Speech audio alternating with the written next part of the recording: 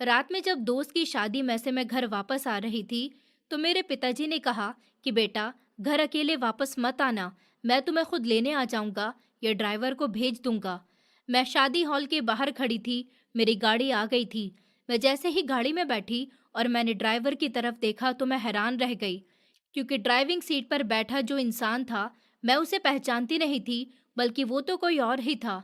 कुछ देर के बाद मेरी आंख खुली तो मैंने खुद को एक अंधेरे कमरे में पाया था।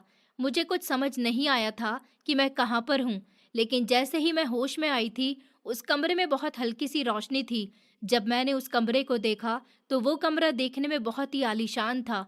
उस कमरे में दीवार पर लगी फोटो को देखकर मेरे हाथ पैर कांपने शुरू हो गए। मैं भागती हुई दरवाजे की तरफ गई थी और कमरे से भागना चाह रही थी।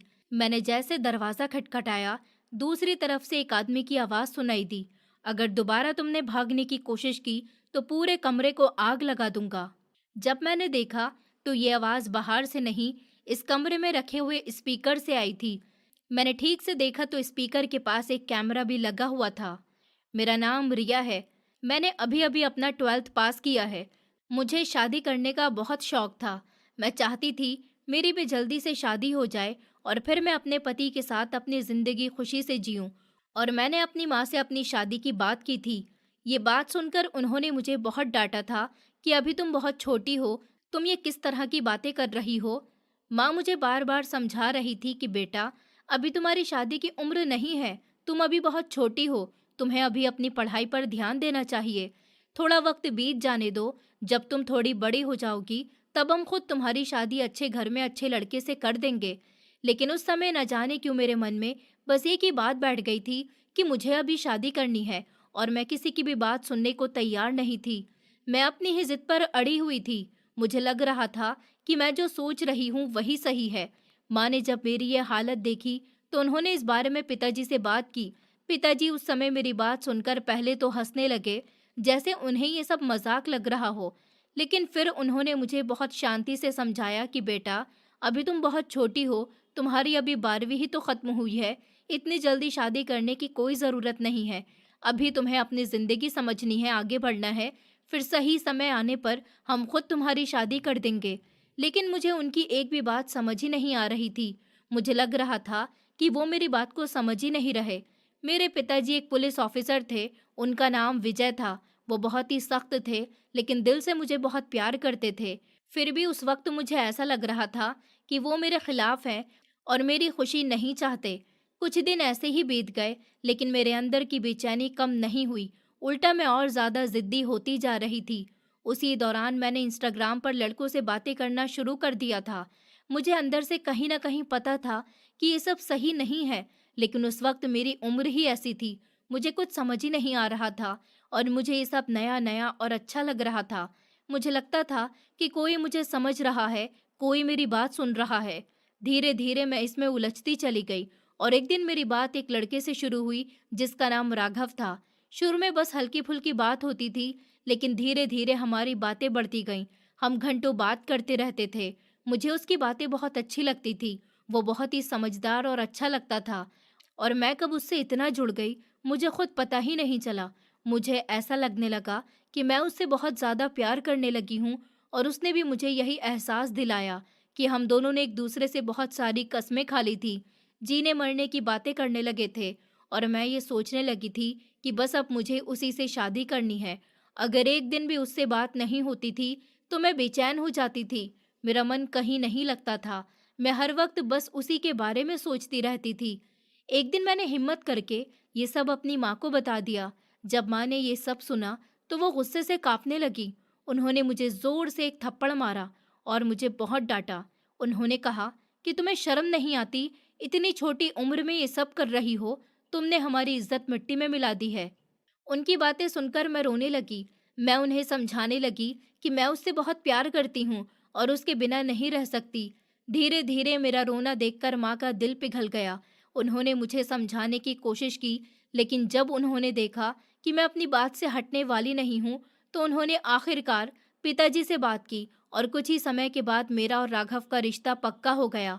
उस समय मुझे लगा था कि मेरी जिंदगी अब बहुत खूबसूरत होने वाली है, लेकिन मुझे क्या पता था कि मेरी असली मुश्किलें तो अब शुरू होने वाली हैं। एक दिन मैं और राघव बाहर खाना खाने गए थे। हम दोनों बहुत खुश थे। रेस्टोरेंट में बैठकर बातें कर रहे थे, खाना खा रहे थे। मुझे लग रहा था जैसे सब कुछ सही चल रहा है। लेकिन जब हम खाना खाकर बाहर निकले तो अचानक एक लड़के ने मुझे देखकर सीटी बजाई और मुझे छेड़ने लगा। ये देखकर राघव को बहुत गुस्सा आ गया। उसने बिना कुछ सोचे समझे उस लड़के पर हमला कर दिया और उसे बुरी तरह मारने लगा। उसने उसे इतना मारा कि उस लड़के के चेहरे से खून निकलने लगा। मैं डर गई थी। मुझे कुछ समझ नहीं आ रहा था कि क्या करूं। थोड़ी ही देर में वहां पुलिस आ गई और हम तीनों को थाने ले जाया गया। किस्मत तो देखो कि उस थाने के पुलिस ऑफिसर मेरे अपने पिताजी ही थे। उन्होंने केस संभाला, उस लड़के को जेल में डाल दिया और उसकी हालत बहुत खराब हो गई थी। वहीं दूसरी तरफ राघव को बेल मिल गई थी। लेकिन इस घटना के बाद सब कुछ बदल गया था। मुझे लगा था कि वो मेरे लिए खड़ा हुआ है, इसलिए वो मुझसे और करीब आएगा। लेकिन हुआ इसके बिल्कुल उल्टा। वो मुझसे बहुत ज्यादा नाराज हो गया। उसने मुझसे बात करना बंद कर दिया। मैं समझ ही नहीं पा रही थी कि मेरी गलती क्या थी। मैं बहुत परेशान रहने लगी। मैंने कई बार उससे बात करने की कोशिश की। उससे पूछा कि तुम मुझसे क्यों नाराज हो, तो उसने जो जवाब दिया उसने मुझे अंदर से तोड़कर रख दिया। उसने कहा कि वो अब मुझसे बात नहीं करना चाहता और ना ही मुझसे शादी करेगा। उसने कहा कि मैं उन लड़कियों में से हूँ जो खुद लड़कों को उकसाती हैं और फिर मासूम बनने का नाटक करती हैं। उसकी ये बातें सुनकर मेरा दिल टूट गया। मुझे ऐसा लगा जैसे मेरे पैरों तले जमीन ही नहीं रही। मैं समझ ही नहीं पा रही थी कि जिस इंसान के लिए मैंने सबके खिलाफ जाकर फैसला लिया, वही आज मुझे इस तरह गलत ठहरा रहा है। वो ये सब कहकर चला गया और मैं वहीं खड़ी रह गई। मेरी आंखों से आंसू रुक ही नहीं रहे थे। मेरी तबीयत खराब होने लगी थी। मैं कुछ भी सहन नहीं कर पा रही थी। मुझे लग रहा था जैसे मेरी पूरी दुनिया ही खत्म हो गई हो। मेरी तबीयत उन दिनों इतनी खराब रहने लगी थी कि जैसे शरीर में बिल्कुल ताकत ही नहीं बची हो। हर वक्त चक्कर आते रहते थे, सीने में घबराहट होती थी और दिल जैसे किसी अनजाने डर से भरा रहता था। मैं ज्यादातर अपने कमरे में चुपचाप पड़ी रहती थी और किसी से बात करने का मन ही नहीं करता था। माँ बार बार मेरे पास आकर मेरा माथा छूती थी और पूछती थी कि क्या हुआ है, लेकिन मैं बस इतना ही कह पाती थी कि कुछ नहीं माँ, बस थोड़ा सा थक गई हूँ। उसी दौरान एक दिन जब मैं घर में थी, तभी अचानक बाहर से शोर सुनाई दिया, जैसे कोई जोर जोर से दरवाजा पीट रहा हो और गुस्से में चिल्ला रहा हो। हम सब घबरा गए। माँ जल्दी से बाहर की तरफ भागी और मैं भी किसी तरह हिम्मत करके उनके पीछे गई। जैसे ही दरवाजा खुला तो सामने एक आदमी खड़ा था।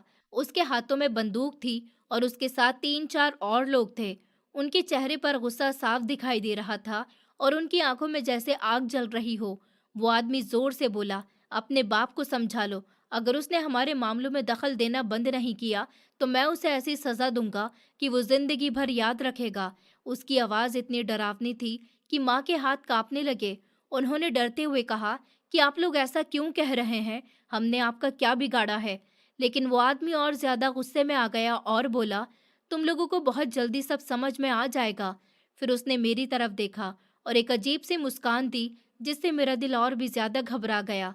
मुझे ऐसा लगा जैसे वो सिर्फ धमकी नहीं दे रहा, बल्कि सच में कुछ बहुत बुरा करने वाला है।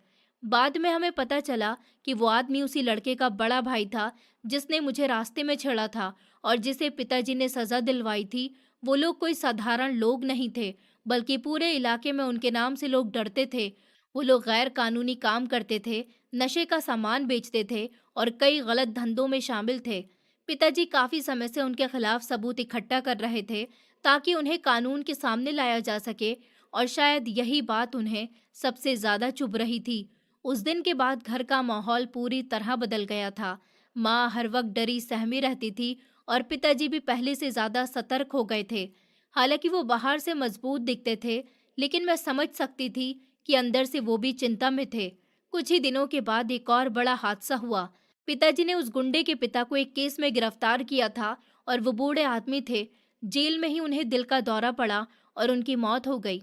हालांकि डॉक्टरों ने साफ कहा कि उनकी मौत दिल का दौरा पड़ने से हुई है, लेकिन उस गुंडे ने इसका दोष भी पिताजी के सर पर डाल दिया। उसने मान लिया कि उसके पिता की मौत का जिम्मेदार मेरे पिताजी हैं और उसी दिन से उसने ठान लिया कि वो हमसे बदला लेकर रहेगा। उसके बाद वो एक बार फिर हमारे घर आया। इस बार उसकी आंखों में पहले से भी ज्यादा गुस्सा था। उसने आते ही पिताजी के सर पर बंदूक रख दी और बोला कि तुमने मेरे साथ बहुत गलत किया है। अब मैं तुम्हें नहीं छोड़ूंगा। मैं तुम्हारी जिंदगी को ऐसा बना दूंगा कि तुम जीते जी मरने की दुआ मांगोगे। माँ रोने लगी और मुझसे सहा नहीं जा रहा था। मैं डर के मारे कांप रही थी, लेकिन पिताजी बिल्कुल चुप खड़े रहे।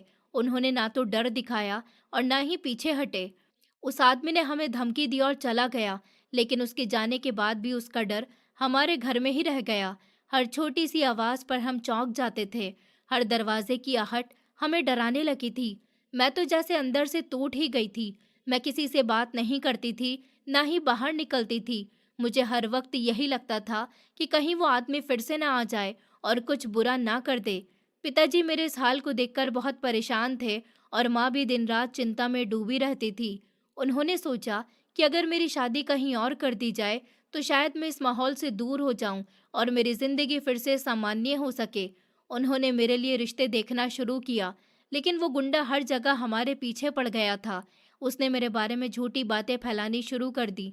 उसने लोगों से कहना शुरू कर दिया कि मेरा किसी लड़के के साथ चक्कर चल रहा है और मैं अच्छी लड़की नहीं हूँ। उसकी इन बातों का असर ये हुआ कि जो भी रिश्ता हमारे घर आता था वो कुछ ही दिनों में वापस चला जाता था। लोग तरह तरह की बातें बनाने लगे थे और समाज भी हमें अजीब नजरों से देखने लगा था। पिताजी बहुत मजबूत इंसान थे, लेकिन मैं देख सकती थी कि इस बार वो भी टूट रहे थे।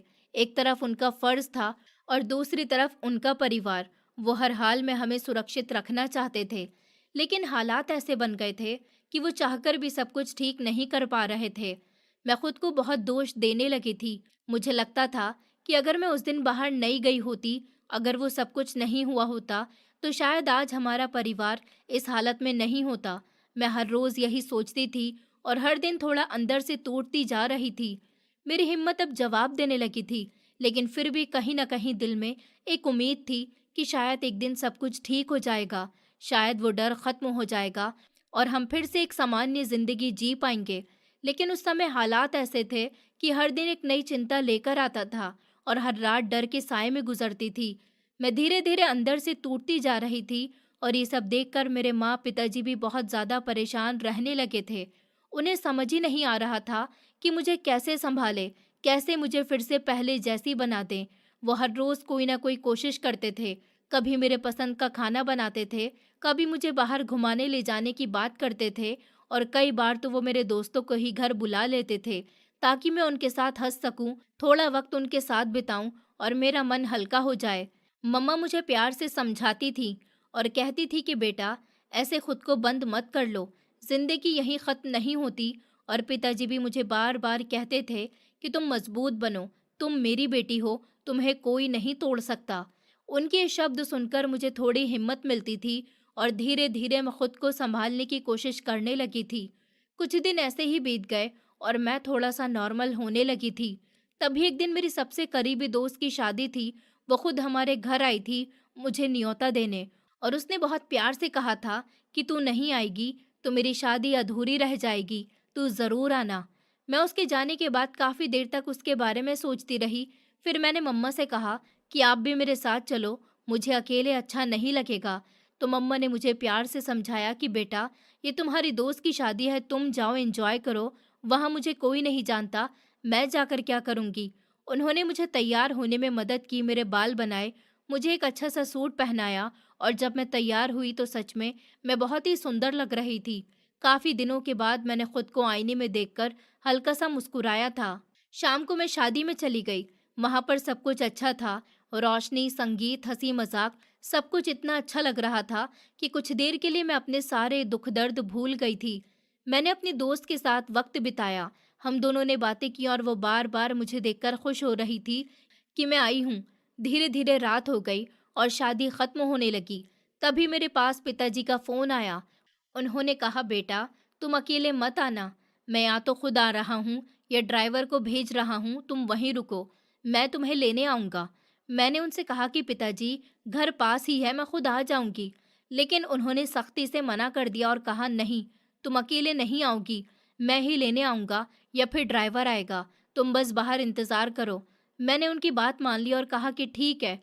फिर मैं बाहर खड़े होकर इंतज़ार करने लगी। थोड़ी देर के बाद एक लड़का आया और बोला कि बाहर गाड़ी आई है, शायद तुम्हें लेने के लिए आई है। मैंने सोचा पिताजी ने ड्राइवर को भेजा होगा। मैं बाहर गई और सच में वो गाड़ी बिल्कुल वैसे ही थी जैसे हमारे घर की थी। मैं बिना ज्यादा सोचे समझे उसमें जाकर बैठ गई, लेकिन जैसे ही मैं अंदर बैठी और मैंने ड्राइवर की तरफ देखा तो मेरे होश उड़ गए। मेरा दिल जोर जोर से धड़कने लगा और मुझे ऐसा लगा जैसे मेरे पैरों तले जमीन खिसक गई हो, क्योंकि वो आदमी ना तो हमारे घर का ड्राइवर था और ना ही मेरे पिताजी थे। मैं घबरा गई और मैंने ध्यान से उसका चेहरा देखा तो मैं सुन रह गई। वो वही गुंडा था जिसका नाम विवान था, वही जिसने पहले हमें धमकी दी थी, वही जो हमारे पीछे पड़ा हुआ था। मुझे समझ आ गया कि मैं फंस चुकी हूँ। उसने गाड़ी तेजी से आगे बढ़ा दी और मैं चिल्लाने लगी कि मुझे छोड़ दो, मुझे उतरना है, मुझे घर जाना है। लेकिन उसने मेरी एक नहीं सुनी। मैं रोती रही, चिल्लाती रही। मैंने गाड़ी का दरवाज़ा खोलकर कूदने की कोशिश भी की, लेकिन उसने मेरा हाथ कसकर पकड़ लिया और गुस्से में बोला, अगर तुमने दोबारा ऐसा करने की कोशिश की तो तुम्हारा ही नुकसान होगा। तुम जिंदा तो बच जाओगी, लेकिन तुम्हारे हाथ पैर तोड़ दूंगा और तुम जिंदगी भर के लिए लाचार हो जाओगी। उसके शब्द सुनकर मैं और ज्यादा डर गई और चुप हो गई, लेकिन मेरी आंखों से आंसू रुक ही नहीं रहे थे। थोड़ी देर के बाद गाड़ी एक बड़े से आलीशान मकान के सामने जाकर रुकी। वहां पहले से ही कुछ लोग खड़े थे और माहौल देखकर मुझे समझ आ गया कि कुछ बहुत गलत होने वाला है। वो लोग मुझे जबरदस्ती अंदर ले गए। मैं उनसे लड़ती रही, उनसे कहती रही कि मुझे छोड़ दो, लेकिन कोई मेरी बात सुनने वाला नहीं था। अंदर जाकर उसने साफ कहा कि वो मुझसे शादी करेगा। मैंने गुस्से में और डर के बीच साफ मना कर दिया और कहा कि मैं तुम जैसे इंसान से कभी शादी नहीं करूंगी। तुमने मेरी जिंदगी पहले ही बर्बाद कर दी है। तुम्हारे भाई की वजह से मेरा रिश्ता टूटा, मेरी जिंदगी बिखर गई और अब तुम मुझे जबरदस्ती अपने साथ बांधना चाहते हो। मैं तुम्हें कभी माफ नहीं करूंगी। लेकिन उसे मेरी बातों से कोई फर्क नहीं पड़ा। उसने मेरी एक नहीं सुनी। उसने जबरदस्ती सब इंतजाम कर रखा था। मैं रोती रही, चिल्लाती रही, लेकिन किसी ने मेरी मदद नहीं की। जब वकील के सामने साइन करने की बारी आई तो मैंने साफ मना कर दिया।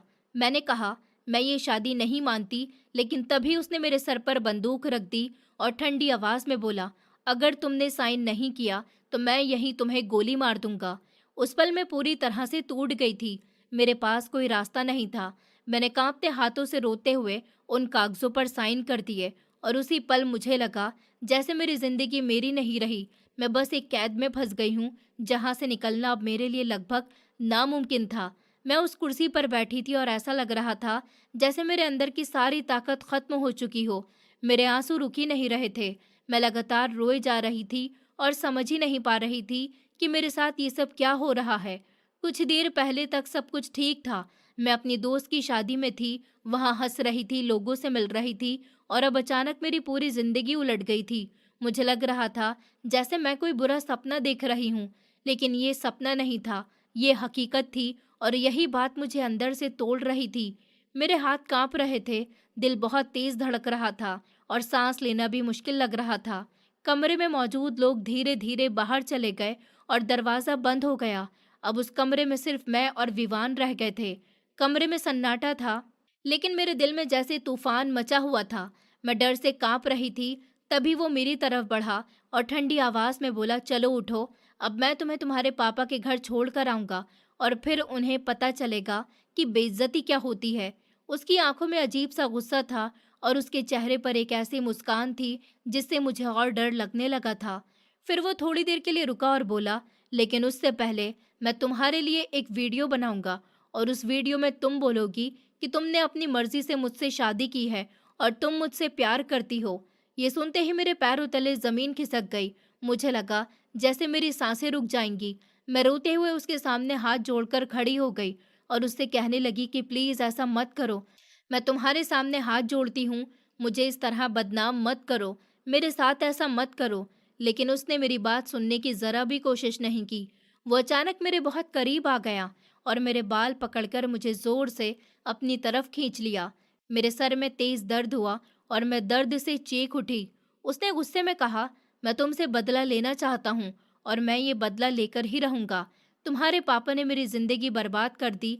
मेरे पापा की मौत की वजह तुम्हारे पिता हैं। उसने मेरे पूरे परिवार को खत्म कर दिया।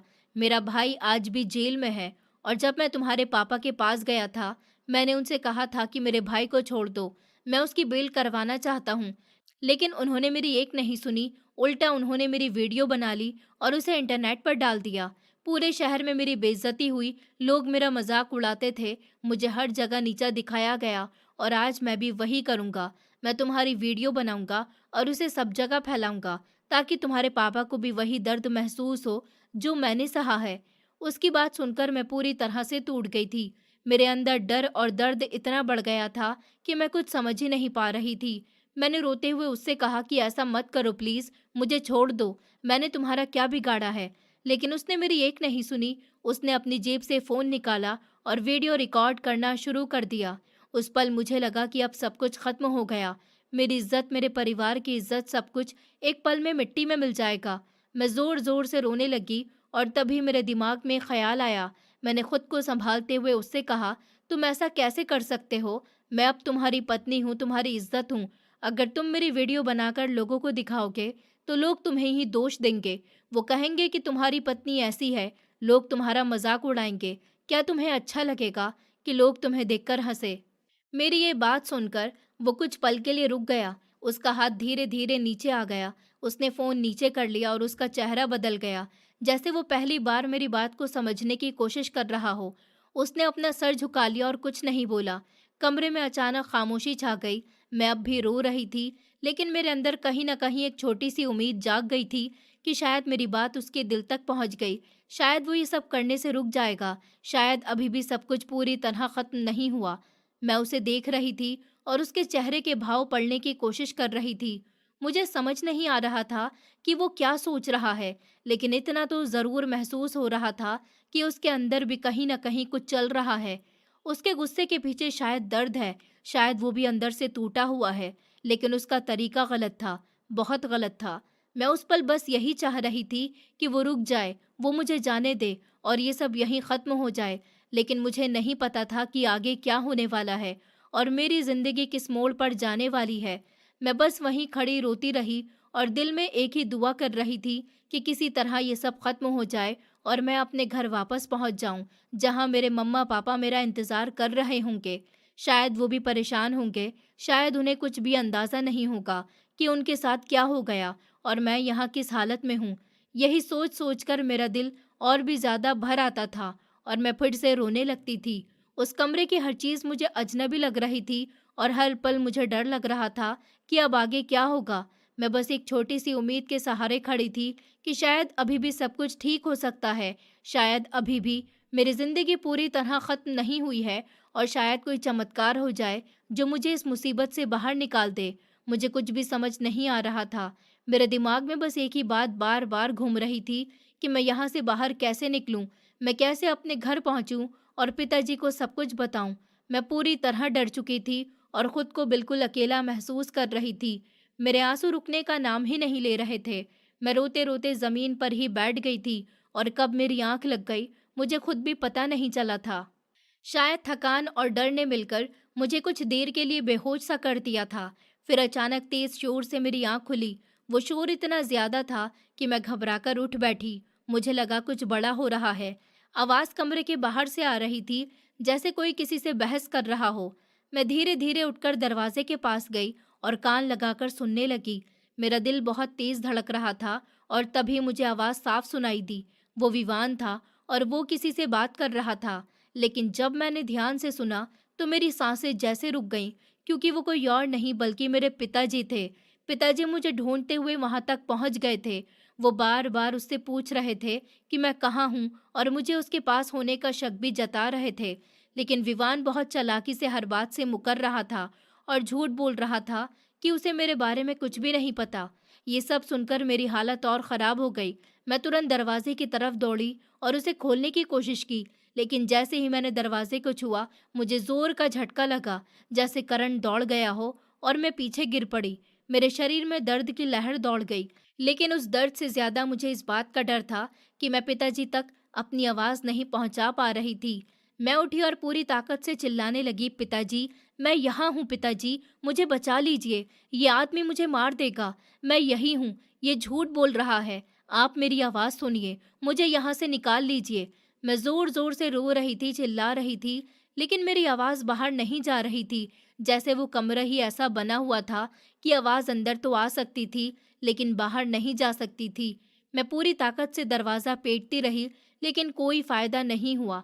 कुछ देर तक मुझे पिताजी की आवाज़ सुनाई देती रही, फिर अचानक सब शांत हो गया और उनकी आवाज़ आना बंद हो गई। शायद वो वहाँ से चले गए थे। ये सोचकर मेरा दिल जैसे टूट गया। मैं वहीं ज़मीन पर बैठ गई और फिर से फूट-फूट कर रोने लगी। मुझे लग रहा था कि मैं उनके इतने करीब होकर भी उनसे कितनी दूर हूँ और मैं चाहकर भी कुछ नहीं कर पा रही हूँ। कुछ देर के बाद कमरे का दरवाज़ा खुला और अंदर वही विवान आया। उसने मुझे देखा और हल्की सी हंसी के साथ बोला, तुम्हें पता है, अभी थोड़ी देर पहले तुम्हारा बाप यहाँ आया था, तुम्हें ढूंढते हुए। मैंने उसे साफ कह दिया कि तुम यहाँ नहीं हो और वो इतना बेवकूफ़ निकला कि मेरी बात पर यकीन करके चला भी गया। उसकी बातें सुनकर मुझे बहुत गुस्सा आया। मैंने उसे गुस्से में कहा, तुम मेरे पिताजी को नहीं जानते। जिस दिन उन्होंने मुझे ढूंढ लिया ना, वो तुम्हें जिंदा नहीं छोड़ेंगे, वो तुम्हें ख़त्म कर देंगे। वो मेरी बात सुनकर हंसने लगा और बोला, तुम बहुत बड़ी गलतफहमी में हो लड़की, तुम्हें कुछ नहीं पता। उसकी ये बात सुनकर मैं थोड़ी देर के लिए चुप हो गई, लेकिन मैंने उस वक्त उसकी बात पर ज़्यादा ध्यान नहीं दिया।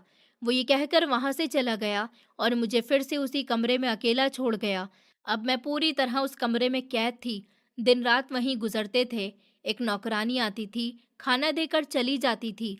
मैं उससे बात करने की कोशिश करती थी, लेकिन वो कुछ नहीं बोलती थी, बस चुपचाप अपना काम करके चली जाती थी। वो कमरा बहुत बड़ा और बहुत शानदार था, लेकिन मेरे लिए वो एक जेल से कम नहीं था। मैंने उस कमरे का हर कोना देख लिया था, हर खिड़की, हर दरवाज़ा, लेकिन कहीं से भी बाहर निकलने का रास्ता नहीं था। मैं हर दिन बस यही सोचती रहती थी कि कैसे भागूं, कैसे यहाँ से निकलूं। और एक दिन मैंने ठान लिया कि अब मैं कोशिश ज़रूर करूंगी। एक रात मैंने एक प्लान बनाया। मैंने सोचा, जैसे ही नौकरानी खाना देने आएगी और वापस जाएगी, मैं उसके पीछे चुपके से निकल जाऊंगी और बिना आवाज़ किए वहाँ से भाग जाऊंगी। मेरे दिल में डर भी था, लेकिन उससे ज़्यादा अब हिम्मत आ चुकी थी, क्योंकि मैं अब और उस कैद में नहीं रह सकती थी। मुझे किसी भी हाल में अपने घर जाना था और अपने पिताजी तक पहुंचना था। यही सोचकर मैंने उस रात अपने मन में ठान लिया कि अब चाहे जो हो जाए, मैं यहाँ से निकल कर रहूंगी। मैं पूरी तरह वहाँ से भागने के लिए तैयार थी और उस रात मेरा दिल इतनी तेज धड़क रहा था, जैसे मेरे सीने से निकलकर बाहर आएगा। मेरे दिमाग में बस एक ही बात बार बार घूम रही थी कि मुझे यहाँ से निकलना है, चाहे कुछ भी हो जाए। मैं अब और एक पल भी उस जगह पर नहीं रह सकती थी। जैसे ही रात गहरी हुई और नौकरानी रोज की तरह मुझे खाना देकर बाहर चली गई, तो मैंने धीरे से अपनी आंखें उठाकर पूरे कमरे को देखा। उस कमरे की हर चीज मुझे याद हो चुकी थी।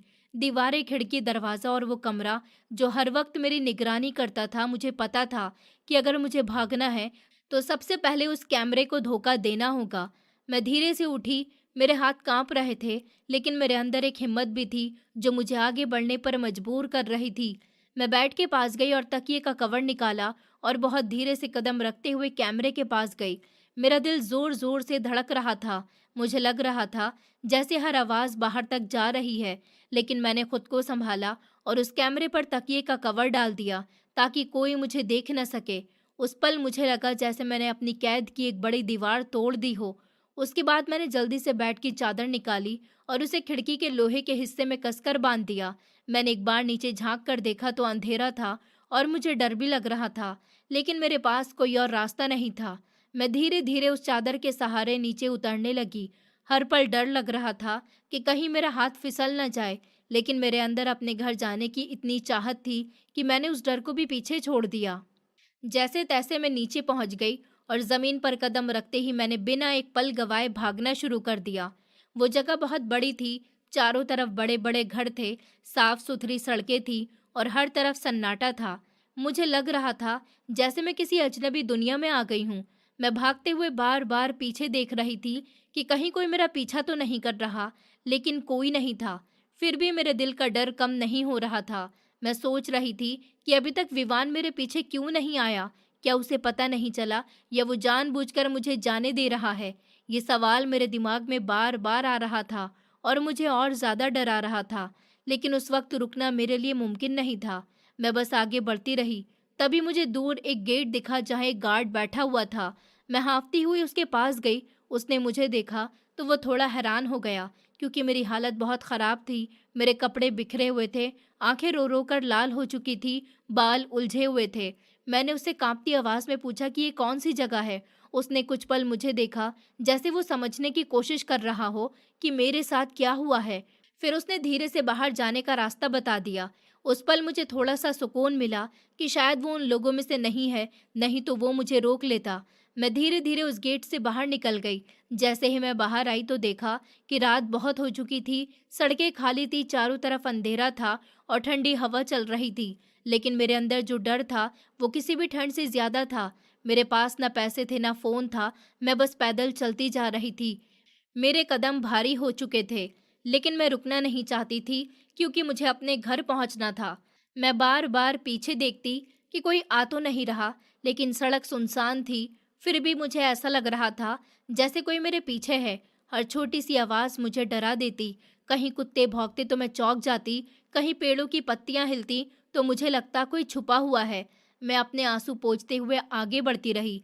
मेरे दिमाग में बस एक ही चेहरा था, मेरे पिताजी का, और एक ही उम्मीद थी कि जैसे ही मैं घर पहुंचूंगी सब ठीक हो जाएगा। वो मुझे देखेंगे तो सब समझ जाएंगे और मुझे बचा लेंगे। मैं चलते चलते थक गई थी। मेरे पैरों में दर्द हो रहा था, जैसे अब और कदम नहीं उठेंगे, लेकिन दिल में जो हिम्मत थी वो मुझे आगे बढ़ा रही थी। मैं खुद को बार बार समझा रही थी कि बस थोड़ा सा और चलना है, बस घर पहुंच जाना है, फिर सब ठीक हो जाएगा। करीब 2 घंटे तक चलते रहने के बाद आखिरकार मैं अपने घर के पास पहुंची। जैसे ही मैंने अपने घर को देखा, मेरी आंखों से आंसू बहने लगे। मुझे लगा जैसे मैं किसी डरावने सपने से बाहर आ गई हूँ। मेरा दिल थोड़ा हल्का हुआ और मैं तेजी से गेट की तरफ बढ़ी। मेरे पैर कांप रहे थे, लेकिन दिल में एक सुकून भी था। मैंने गेट के पास जाकर जोर से दरवाज़ा खटखटाया। उस पल मुझे लगा जैसे मेरे शरीर में फिर से जान आ गई हो। मैं बार बार दरवाज़ा खटखटा रही थी और रो रही थी। मेरे दिल में बस यही ख्याल था कि अब सब ठीक हो जाएगा। अब मैं अपने घर आ गई हूँ। अब मुझे कोई नुकसान नहीं पहुँचा सकता। अब पिताजी मुझे बचा लेंगे। मैं वहीं खड़ी रोती रही और दरवाज़ा खुलने का इंतज़ार करती रही, जैसे मेरी पूरी दुनिया उसी दरवाजे के पीछे खड़ी हो, और जैसे ही वो खुलेगा मेरी सारी परेशानी ख़त्म हो जाएगी और मैं अपने पिताजी की बाहों में सुरक्षित हो जाऊंगी। और उस पल का इंतज़ार करते हुए मेरी सांसें भी जैसे थम सी गईं। दरवाज़ा जैसे ही खुला और मैंने सामने पिताजी को खड़ा देखा तो मेरे दिल में एक अजीब सा सुकून आया। मुझे लगा कि अब सब ठीक हो जाएगा। मैं भागकर उनके गले लग जाऊंगी और वो मुझे अपने सीने से लगा लेंगे, जैसे हर बार लगाते थे। लेकिन जैसे ही मैं उनके पास जाने लगी, उन्होंने अपना हाथ आगे करके मुझे रोक दिया और मुझे अपने से दूर कर दिया। उस एक पल में मेरा दिल जैसे टूट गया। मैं वहीं रुक गई और उन्हें देखने लगी। मुझे समझ ही नहीं आया कि ये क्या हो रहा है। उनके चेहरे पर कोई खुशी नहीं थी, कोई राहत नहीं थी, जैसे मैं उनके लिए कोई अपनी नहीं बल्कि कोई बोझ बन गई हूँ। मैं कांपती हुई आवाज़ में उनसे बोली, पिताजी, आपको नहीं पता मेरे साथ क्या हुआ। मुझे उस आदमी ने ज़बरदस्ती उठा लिया था। उसने मुझे बंद करके रखा था। मैं किसी तरह वहाँ से आज भागकर आई हूँ। मैं डर गई थी। मुझे लगा आप मुझे ढूंढ रहे होंगे। लेकिन मेरी बात पूरी भी नहीं हुई थी कि उन्होंने बहुत ठंडी आवाज़ में कहा, तुम इस वक्त यहाँ क्या कर रही हो? तुम्हें तो अपने पति के घर पर होना चाहिए। तुम्हारी शादी हो चुकी है। तुम वहाँ से भागकर आ गई हो। ये ठीक नहीं किया तुमने। उनके मुंह से ये बात सुनकर मुझे ऐसा लगा जैसे किसी ने मेरे पैरों के नीचे से ज़मीन खींच ली हो। मैं वहीं खड़ी रह गई। मेरा दिमाग सुन्न हो गया। मुझे समझ नहीं आ रहा था कि वो क्या कह रहे हैं। क्या उन्हें सब कुछ पता है? फिर भी वो ऐसा क्यों बोल रहे हैं? मैंने जल्दी से उनका हाथ पकड़ लिया और रोते हुए कहा, पिताजी, आप ये क्या कह रहे हैं? उसने मुझे ज़बरदस्ती उठाया था। उसने मुझसे धमकाकर शादी की है। ये शादी नहीं है, ये गलत है। आप ऐसा कैसे कह सकते हैं? तभी माँ भी अंदर से भागती हुई बाहर आई। मैं उन्हें देखकर और जोर से रोने लगी और उनके गले लगने के लिए आगे बढ़ी, लेकिन उन्होंने भी मुझे अपने पास नहीं आने दिया। उन्होंने भी वही बात कही, रिया, तुम यहाँ पर क्या कर रही हो? तुम्हें तो अपने ससुराल में होना चाहिए। तुम वहाँ से भागकर आ गई हो। ये सही नहीं किया तुमने। ये सुनकर मेरा दिल पूरी तरह टूट गया। मुझे लगा जैसे मेरी पूरी दुनिया ही खत्म हो गई हो। जिन लोगों से मुझे सबसे ज्यादा उम्मीद थी, वही लोग मुझे समझ नहीं रहे थे। मैं वहीं जमीन पर बैठ गई और फूट फूट कर रोने लगी। मेरे आंसू रुक ही नहीं रहे थे। मुझे समझ ही नहीं आ रहा था कि मैं क्या करूं। तभी पिताजी ने माँ से कहा, विवान को फोन करो और उसे बुलाओ। उससे कहो कि उसकी पत्नी हमारे घर पर है, वो आकर इसे ले जाए। ये सुनते ही मेरे दिल की धड़कन और तेज हो गई। मैं डर के मारे उठी और उनके पास जाकर बोली, पिताजी, आप ऐसा क्यों कर रहे हैं? मुझे लगा था आप मुझे बचाएंगे, आप उसे सजा देंगे, लेकिन आप तो मुझे उसी के पास भेज रहे हैं। उन्होंने मेरी तरफ देखा भी नहीं और जाकर कुर्सी पर बैठ गए, जैसे उन्हें मेरी कोई परवाह ही नहीं है। कुछ ही देर में विवान घर के अंदर आ गया। उसे देखते ही मेरा डर और बढ़ गया। मेरी सांसें जैसे रुक गईं। मैं तुरंत माँ के पीछे जाकर छुप गई और रोते हुए बोली, मुझे इसके साथ नहीं जाना, ये मुझे मार देगा, ये मुझे बदनाम करना चाहता है, ये मेरी वीडियो बना रहा था। लेकिन मेरी बात किसी ने नहीं सुनी। पिताजी ने मेरा हाथ पकड़ा और मुझे उसके सामने खड़ा कर दिया और सख्त आवाज में कहा, ये तुम्हारा पति है, तुम्हारी इससे शादी हो चुकी है और अब तुम्हें इसी के साथ रहना है। तुम खुद शादी करना चाहती थी, अब जब शादी हो गई है तो इसे निभाना भी पड़ेगा। उनके ये शब्द मेरे दिल में चुभ गए। मुझे अपने कानों पर यकीन नहीं हो रहा था। मैं अंदर से पूरी तरह टूट चुकी थी। मुझे ऐसा लग रहा था जैसे मेरी दुनिया खत्म हो गई है। मैंने आखिरी बार उम्मीद से पिताजी की तरफ देखा कि शायद वो मुझे रोक लेंगे, लेकिन उन्होंने नजरें फेर लीं। विवान ने मेरा हाथ कसकर पकड़ लिया और मुझे बाहर ले जाने लगा। मैं बार बार पीछे मुड़कर देख रही थी, लेकिन किसी ने मुझे रोकने की कोशिश नहीं की। बाहर उसकी काली और सफ़ेद कार खड़ी थी। उसने दरवाज़ा खोला और मुझे अंदर बैठने को कहा। मैंने मना किया तो उसने ज़बरदस्ती मुझे पकड़कर कार में बैठा दिया। मेरे आंसू रुक ही नहीं रहे थे। मैं लगातार रोई जा रही थी। कार चल पड़ी और कुछ देर तक हम दोनों के बीच खामोशी रही। फिर उसने मेरी तरफ देखा और धीमी आवाज़ में कहा, तुम बहुत सीधी हो, तुम्हें कुछ नहीं पता। तुम्हारा बाप वैसा नहीं है जैसा तुम सोचती हो। वो एक ईमानदार पुलिस वाला नहीं है, वो लालची है, वो लोगों से पैसे लेता है और उनके काम करता है। उसने जो मेरे साथ किया है उसका बदला मैं लेकर रहूंगा। उसकी ये बातें सुनकर मैं और ज्यादा डर गई। मुझे समझ नहीं आ रहा था कि क्या सच है और क्या झूठ।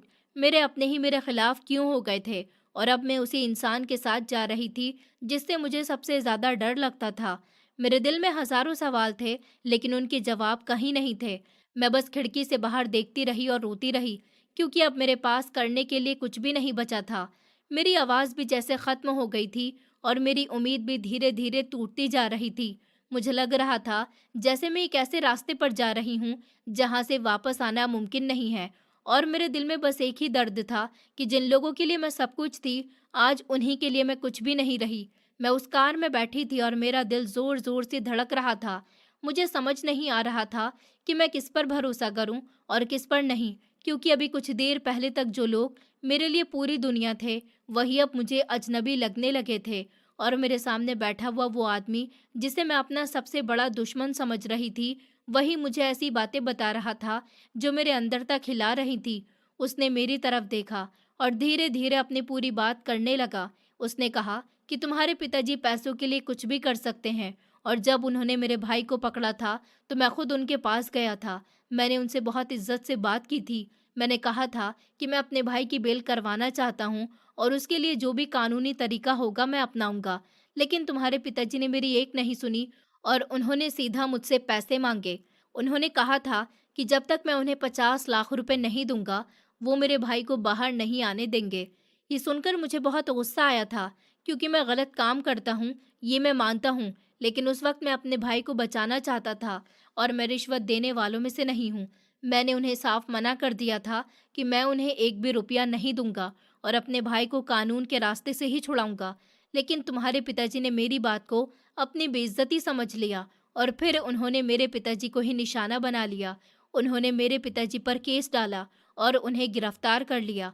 मेरे पिताजी पहले से ही बीमार थे, वो ये सब सहन नहीं कर पाए और उन्हें हार्ट अटैक आ गया और वो इस दुनिया से चले गए। ये कहते हुए उसकी आवाज़ भर आई थी और उसकी आंखों में गुस्सा भी था और दर्द भी था।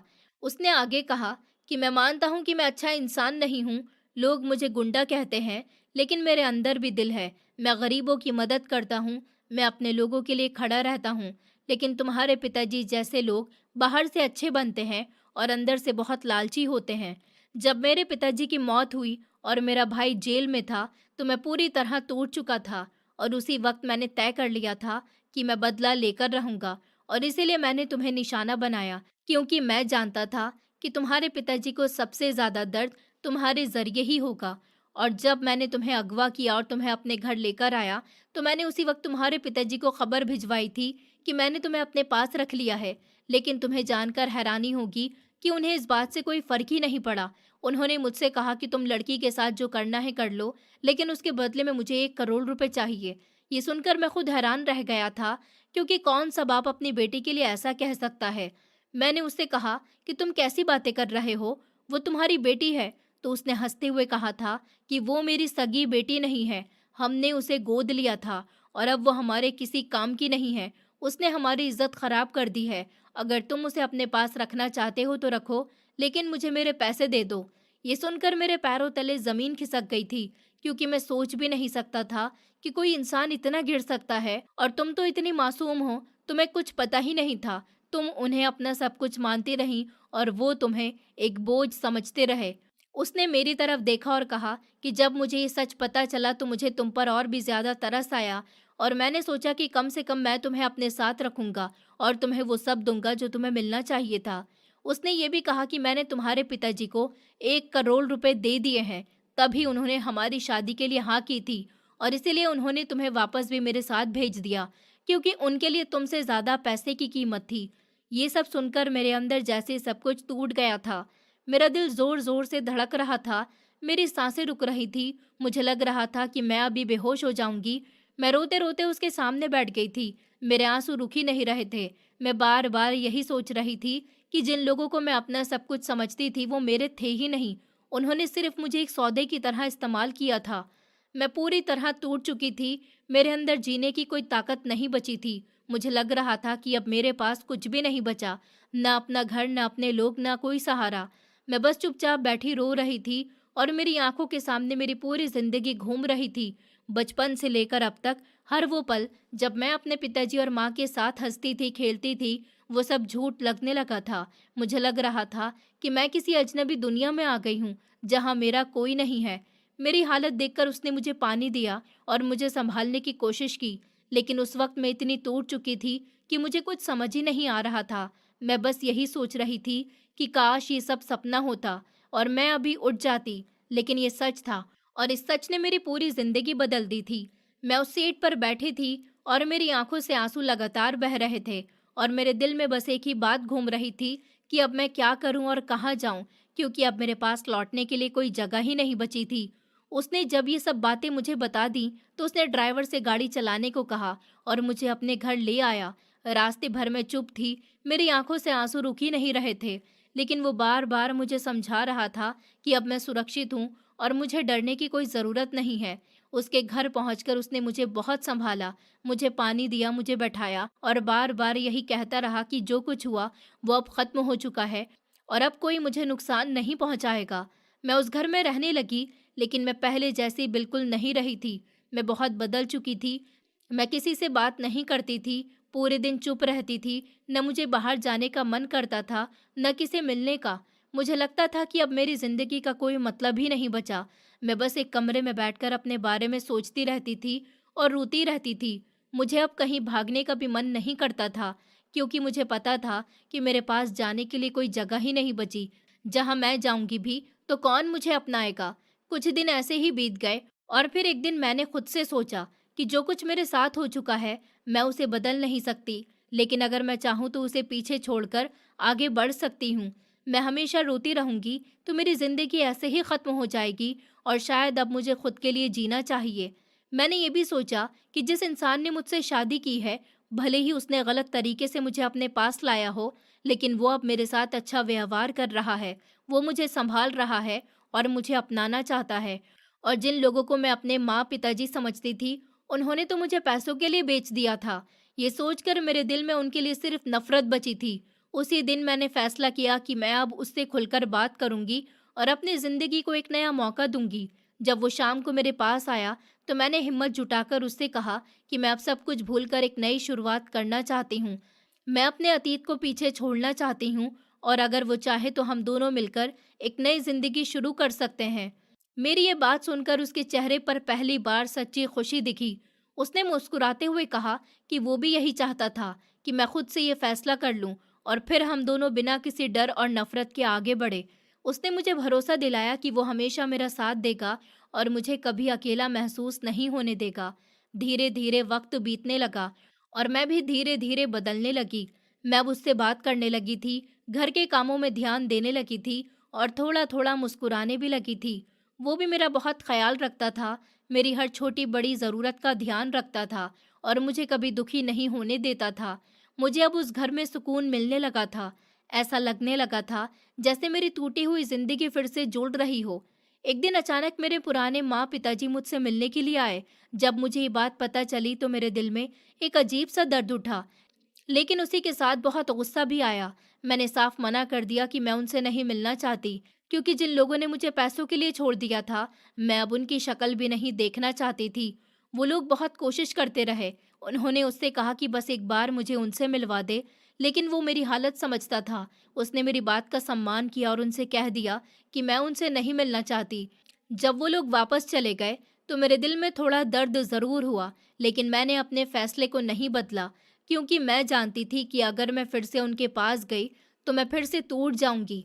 मैंने उसी दिन अपने मन में ये ठान लिया कि अब मेरा अतीत मेरे लिए ख़त्म हो चुका है और अब मैं सिर्फ अपने आज और अपने कल के बारे में सोचूंगी। मैंने अपने सारे पुराने रिश्ते ख़त्म कर दिए और अपनी ज़िंदगी की एक नई शुरुआत की। अब मैं पहले से ज़्यादा मजबूत हो चुकी थी और मैं अपनी ज़िंदगी में खुश थी। मैं हर दिन ऊपर वाले का धन्यवाद करती थी कि उसने मुझे इतनी हिम्मत दी कि मैं इतने बड़े दुख के बाद भी संभल सकी और अपनी ज़िंदगी को फिर से एक नई राह दे सकी। दोस्तों, उम्मीद करती हूँ आपको हमारी कहानी पसंद आई होगी। कहानी पसंद आई है तो वीडियो को लाइक करें, चैनल पर नए हैं तो चैनल को सब्सक्राइब करें और हाँ, नोटिफिकेशन बेल को ज़रूर दबाएं ताकि अगली अपडेट सबसे पहले आपको मिले।